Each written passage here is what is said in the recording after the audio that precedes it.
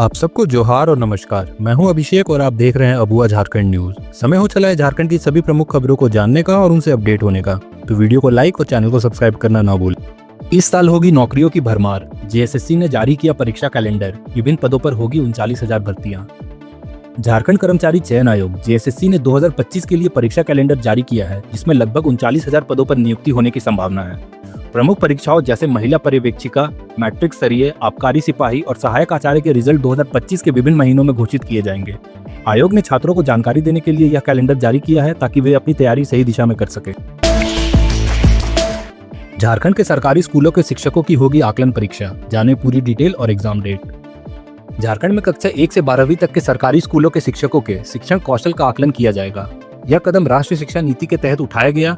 Teacher need assessment TNA नाम से एक ऑनलाइन पोर्टल बनाया गया है, जहां शिक्षकों की परीक्षा ली जाएगी। परीक्षा के आधार पर उन्हें ट्रेनिंग दी जाएगी, जिससे उनके शिक्षण कौशल में सुधार हो सके। यह आकलन 24 से 28 अप्रैल तक होगा और शिक्षक 14 अप्रैल से निबंधन कर सकते हैं।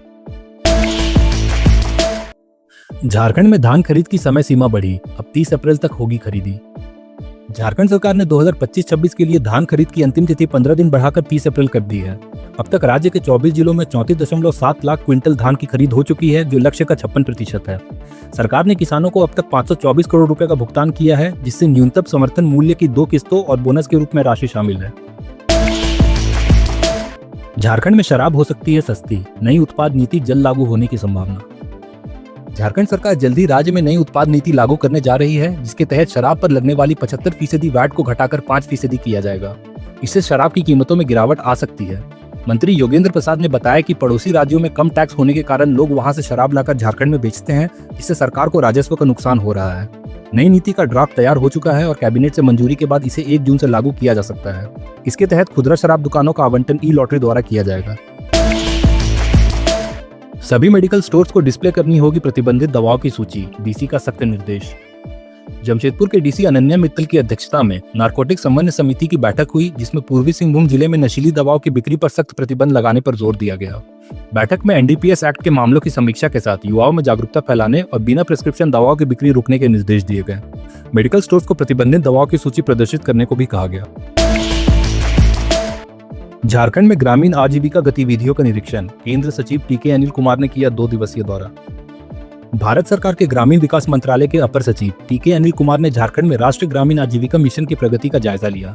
2 दिवसीय दौरों में उन्होंने खूंटी और रांची जिलों में महिला समूहों द्वारा संचालित कृषि, पशुपालन, प्रोसेसिंग और पारंपरिक उत्पादों की गतिविधियों का अवलोकन किया। डिजिटल नवाचार, AI और क्रॉस लर्निंग के महत्व को रेखांकित करते हुए उन्होंने ग्रामीण महिलाओं की भूमिका को सशक्त सामाजिक आर्थिक परिवर्तन का आधार भी बताया।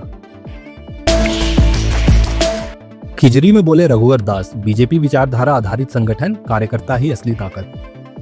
खिजरी विधानसभा क्षेत्र में बीजेपी कार्यकर्ता सम्मेलन को संबोधित करते हुए रघुवर दास ने पार्टी की विचारधारा और कार्यकर्ताओं की भूमिका को लोकतंत्र की रीढ़ बताया।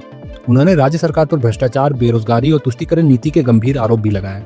रामनवमी व सरहुल जैसे त्योहारों में व्यवधान की बात कहकर धार्मिक मुद्दों को भी उठाया। उन्होंने कार्यकर्ताओं से जन जागरूकता अभियान तेज करने की अपील भी की। झारखंड की बेटी परी सिंह कभी थी ऑस्ट्रेलिया की 1 दिन की राजदूत, अभी बनी चौकीदार। परी सिंह, जो झारखंड के लावा गांव की निवासी है, समाज सेवा को मिशन मानकर काम कर रही है। उन्होंने बाल विवाह, महिला शिक्षा और बालिकाओं के अधिकारों पर काम किया। 2017 में अंतर्राष्ट्रीय बालिका दिवस पर उन्हें पटमदा का प्रखंड विकास पदाधिकारी बनाया गया और 2018 में यूनिसेफ ने उन्हें यूथ चैंपियन अवार्ड और 1 दिन के लिए ऑस्ट्रेलिया का राजदूत बनाया। आज वो पटमदा अंचल कार्यालय में चौकीदार के रूप में कार्यरत है। सुनीत शर्मा बने राज्य स्तरीय कनेक्ट सेंटर के प्रभारी। प्रदेश कांग्रेस अध्यक्ष केशव महतो कमलेश ने सुनीत शर्मा को झारखंड में राज्य स्तरीय कनेक्ट सेंटर का प्रभारी नियुक्त किया है। प्रवक्ता सोनाल शांति के अनुसार इस केंद्र की स्थापना पार्टी के केंद्र नेतृत्व द्वारा की गई थी, जिसका उद्देश्य कार्यकर्ताओं से सीधा संवाद स्थापित करना है। यह मंच कार्यकर्ताओं को राष्ट्रीय नेतृत्व से जोड़ते हुए कार्यक्रमों के प्रभावी क्रियान्वयन में अहम भूमिका निभाएगा। पूर्व आजसू नेता नीरू शांति भगत ने थामा झारखंड मुक्ति मोर्चा का दामन। लोहरदगा के पूर्व विधायक और झारखंड आंदोलनकारी स्वर्गीय कमल किशोर भगत की पत्नी नीरू शांति भगत ने झारखंड मुक्ति मोर्चा का दामन थाम लिया है। उन्हें झामुमो के केंद्र महासचिव विनोद पांडे ने पार्टी की सदस्यता दिलाई। नीरू भगत 2019 और 2024 में आजसू से चुनाव लड़ी थी, लेकिन दोनों बार हार गई। हाल ही में उन्होंने आजसू से इस्तीफा देकर मुख्यमंत्री हेमंत सोरेन से मुलाकात की थी, जिसके बाद से उनके जेएमएम में शामिल होने की अटकलें तेज थी।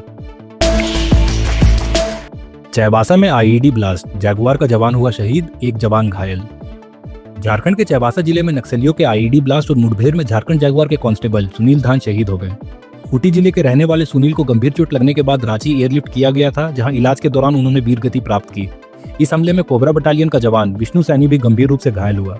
घटना के बाद सुरक्षा बलों ने मोर्चा संभालते हुए जवाबी कार्रवाई शुरू की और अभियान को तेज कर दिया है। खूंटी में राइफल शूटिंग प्रतियोगिता, कई जिलों के शूटरों ने लिया हिस्सा। खूंटी जिला राइफल शूटिंग क्लब में 4 दिवसीय third pre state open shooting championship का आयोजन हुआ, जिसमें खूंटी, लोहरदगा, चतरा, धनबाद और रांची सहित कई जिलों के शूटरों ने भाग लिया। खिलाड़ियों ने बताया कि राइफल शूटिंग न सिर्फ मानसिक और शारीरिक विकास में सहायक है, बल्कि इसके जरिए राज्य और देश का नाम भी रोशन किया जा सकता है। उनका लक्ष्य कॉमनवेल्थ गेम्स और ओलंपिक में मेडल जीतना है।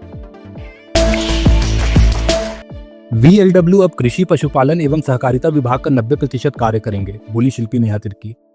रांची के लालगुटुआ में आयोजित राज्य स्तरीय जन सेवक समागम में कृषि मंत्री शिल्पी नेहा तिर्की ने घोषणा की कि अब ग्राम स्तरीय VLW कार्यकर्ताओं का 90% कार्य कृषि, पशुपालन एवं सहकारिता विभाग से संबंधित होगा। उन्होंने कहा कि इनकी नियुक्ति इसी विभाग से हुई है, फिर भी वे अन्य विभागों में कार्यरत है, जो अनुचित है। उन्होंने यह भी बताया कि BDO तक को VLW की भूमिका की जानकारी नहीं है, जो चिंताजनक है। मंत्री ने कार्यक्रम से पहले इन दिशा में ठोस कदम उठाने की बात भी कही। यशोदा हॉस्पिटल सोमाजीगुड़ा में पहली बार सफल single stage dual stoma reversal surgery, मरीजों में जगी नई उम्मीद। सर्जिकल देखभाल के क्षेत्र में यशोदा हॉस्पिटल ने एक बड़ी उपलब्धि हासिल की। अस्पताल ने रांची के 25 वर्षीय सौरभ कुमार यादव पर एक जटिल ड्यूअल स्टोमा रिवर्सल सर्जरी सफलतापूर्वक की। सौरभ को एक गंभीर सड़क दुर्घटना के बाद फेकल पेरियोटोनाइटिस हो गया था, जिसके कारण उन्हें लैप्रोटोमी और डाइवर्जन इलियोस्टोमी तथा कोलास्टोमी करनी पड़ी थी। कई महीनों बाद यशोदा हॉस्पिटल ने single stage dual stoma closure surgery कर उन्हें सफलता दिलाई। यह सर्जरी डॉक्टर मुड़े जयंत और उनकी टीम द्वारा की गई। टाटा जू के बाघ का नाम रुद्र और बाघिन का नाम मेघना रखा गया, नागरिकों से मिले सुझाव के बाद हुआ फैसला। टाटा स्टील जियोलॉजिकल पार्क ने बाघ और बाघिन के नाम रुद्र और मेघना रखे हैं, जो नागपुर जू से आए नए जोड़े के लिए तय किए गए। जमशेदपुर वासियों से मिले सुझाव में 318 लोगों ने नाम सुझाए, जिनमें से साहिल शर्मा के द्वारा सुझाए गए नामों को चुना गया। चयनित नामों को उनके स्वभाव के आधार पर चुना गया है।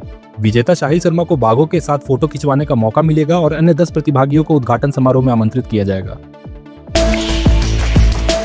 राज्यसभा सांसद दीपक प्रकाश ने बिहार चुनाव में नीतीश के नेतृत्व पर जताया विश्वास, झारखंड सरकार पर कोयले की लूट का लगाया आरोप। राज्यसभा सांसद दीपक प्रकाश शुक्रवार को देवघर पहुंचे और शनिवार को धार्मिक कार्यक्रम में शामिल होंगे। वे बिहार विधानसभा चुनाव के लिए बिहार भाजपा के सह प्रभारी बनाए गए हैं। उन्होंने बिहार में नीतीश कुमार के नेतृत्व में भाजपा JDU को रिकॉर्ड तोड़ जीत का भरोसा जताया और लालू यादव पर भ्रष्टाचार के आरोप लगाए। ताला मरांडी के झामुमो में शामिल होने पर नाराजगी जताई और कहा कि संथाल क्षेत्र में भाजपा मजबूत रहेगी। उन्होंने राज्य सरकार पर कोयले की लूट में संलिप्तता का आरोप लगाते हुए CBI से जांच की मांग की। भारत के मुख्य चुनाव आयुक्त झारखंड दौरे पर, रजरप्पा मंदिर में पूजा कर इन कार्यक्रम में हुए शामिल। भारत के मुख्य चुनाव आयुक्त ज्ञानेश कुमार अपने झारखंड दौरे के तहत रामगढ़ पहुंचे, जहां उन्होंने रजरप्पा के प्रसिद्ध मां छिन्नमस्तिका मंदिर में पूजा कर आशीर्वाद लिया। इसके बाद वे CCL गेस्ट हाउस में आयोजित एक्सपीरियंस शेयरिंग कार्यक्रम में शामिल हुए, जहां उन्होंने वॉलंटियर संग चुनावी अनुभव साझा किए। उनके दौरे को लेकर सुरक्षा के पुख्ता इंतजाम किए गए थे। आगामी चुनावों की तैयारी पर भी चर्चा की गई। मुख्य चुनाव आयुक्त ज्ञानेश कुमार ने EVM को बताया पूरी तरह सुरक्षित, कहा इसे हैक या टैंपर करना असंभव। भारत के मुख्य चुनाव आयुक्त ज्ञानेश कुमार ने झारखंड दौरे के दौरान EVM की सुरक्षा पर भरोसा जताया। उन्होंने कहा कि भारत में इस्तेमाल हो रही EVM पूरी तरह से सुरक्षित है और इन्हें हैक या टैंपर करना असंभव है। उनका कहना था कि EVM इंटरनेट, ब्लूटूथ या इंफ्रारेड से कनेक्ट नहीं होती, इसलिए इनकी विश्वसनीयता पर सवाल नहीं उठाए जा सकते। उन्होंने चुनावी प्रक्रिया की पारदर्शिता पर भी जोर दिया। ATS की टीम में फेरबदल, अमन साहू का एनकाउंटर करने वाले इंस्पेक्टर समेत इन पुलिसकर्मियों का हुआ तबादला। झारखंड के चर्चित गैंगस्टर अमन साहू को एनकाउंटर में मार गिराने वाले इंस्पेक्टर डॉक्टर प्रमोद कुमार सिंह का तबादला कर दिया गया। उन्हें झारखंड ATS से हटाकर रामगढ़ जिला भेजा गया है, जहां अमन साहू का खौफ था। इस तबादले के साथ कई अन्य पुलिस अफसरों और जवानों का भी स्थानांतरण हुआ है। PK सिंह को उनकी बहादुरी और अपराध के खिलाफ सख्त कार्रवाई के लिए जाना जाता है। ये थी झारखंड की आज सुबह की 25 मुख्य खबरें। ऐसे ही झारखंड की सभी महत्वपूर्ण खबरों को जानते रहने के लिए हमारे चैनल को सब्सक्राइब कर बेल आइकन दबाएं। धन्यवाद।